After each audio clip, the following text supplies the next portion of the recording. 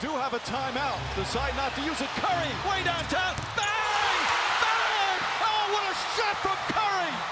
What's up, y'all? My name's Ethan. This is Courtside TV. If you're new, don't forget to subscribe. And let's get into it for today. So I kind of wanted to talk about something that is a little bit...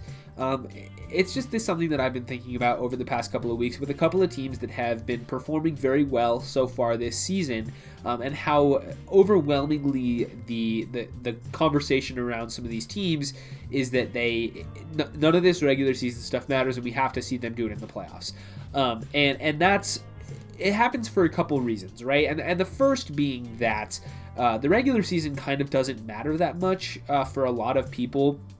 And I completely understand that because there's a lot of games. This year, 72. Most years, there's 82, right? And that's just like teams aren't taking every single night as seriously as maybe they could, and coaches are just kind of experimenting with things, and it's all just sort of like, okay, well, we'll get it going by the time the playoffs roll around. And certain teams have earned the right to sort of have the benefit of the doubt, and certain teams have not.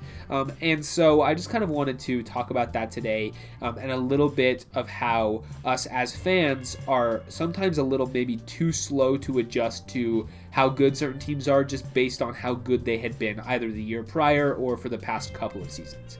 And specifically, there's a few teams on both sides of the coin here, but I want to focus on the Utah Jazz especially, as well as the LA Clippers, both of whom have been on huge win streaks this season. The Clippers, I think, are on one right now. I think they've won like 9 in a row. The Jazz just had their win streak snapped today. They had won 11 prior to losing to the Nuggets today.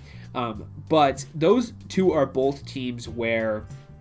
like, they've been really, really impressive so far this season. And if you were just watching this regular season with no context of last year or anything else, you would say, oh my gosh, the Jazz are the best team in the NBA right now. Like they're the best team in the league. They're going to be the favorite for the title. Like, if you were just watching with no context for, how the Jazz's season ended last year, as well as how, like, who won the NBA title last season and who the best players are and all that stuff, without any context, the Jazz have arguably been the best team in the league. And you can make that same argument for the Clippers as well. But because we know that both of those teams last year, the Jazz ended up blowing a 3-1 lead to the Nuggets in the first round, and the Clippers 3-1 to the same Denver Nuggets in the second round. And both of those teams sort of underwhelmed relative to expectations last season, right? And so we've kind of got to this point where, okay, well, we have to see them do it in the playoffs. Like, this current iteration of the Jazz with Donovan Mitchell and Rudy Gobert has sort of had a ceiling on them. We've seen this core together for like 3-4 seasons now, and every single time it ends a very similar way. And for the Clippers, we only had that one season last year, but they coasted through most of the regular season, and then when it came time to get it done in the playoffs, they could never fully put it together. So it makes sense that we kind of want to wait on these teams, and I honestly kind of agree, and I've fallen into this trap myself, where it's like, okay, well, like, none of this matters when none of this regular season stuff matters if they can't perform in the playoffs when it matters the most, because you play in the NBA to win rings and you play to win titles, and if these teams aren't, executing everything when it matters, then why should I care that they're on a 10-game winning streak in January, right? Doesn't matter to me. But I think there's a balance we have to find because we have to adjust for certain teams. Like the Jazz specifically, going into this year, it was like they're probably not a title threat. Like, not very many people had them as like a top 5 team in the league or like a real threat to win the title. Last season, maybe some did because, of the Mike Conley trade, and it was a new roster. They had changed a couple of things, and it's like, okay, maybe this team is actually capable of doing something. This year, it's pretty much the same team from last year. Like, the rotation is almost exactly the same, except they've reinserted Derek Favors into there after bringing him back in free agency. So it's like they added Derek Favors, and that's pretty much all they did with their offseason. And so it's kind of like, well, the Jazz are, they're okay, but they're not going to be that much better than they were last year. But as they've performed so far, they have been quite a bit better than last season. So maybe we need to, adjust and start to look at the Jazz in a different light and say, okay, maybe this team actually can win the title this season. And looking at the Clippers and saying, yes, I know how their season ended last year, but they're still definitely a title threat, and they could definitely beat the Lakers if everything goes correctly for them, right? We can look at that And then also on the other side of the coin, I think there are teams that have earned the benefit of the doubt. Specifically, that is the Lakers this year. It usually applies to the team that wins the title the year before, where it's kind of like, okay, like they know that they don't really have to play at 100% all season long, and they're still going to be fine, right?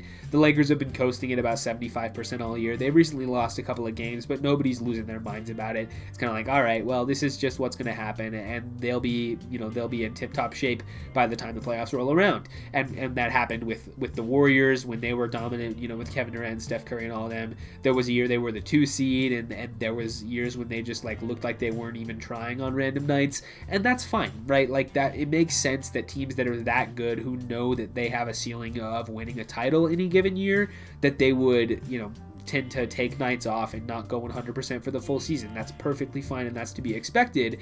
And so I feel like we could maybe kind of adjust that to look at the other side of this and say that teams that are overperforming, we can be like, okay, like this team can actually, these teams can actually do something, whereas a team that, is struggling, but we know that they're good, still knowing that they can be a good team, and a team that is playing well and we might expect them to struggle a little more than they are, we can say, okay, this team is actually going to be a title threat this year. I don't know if that made sense, but I think you get the point I'm trying to make.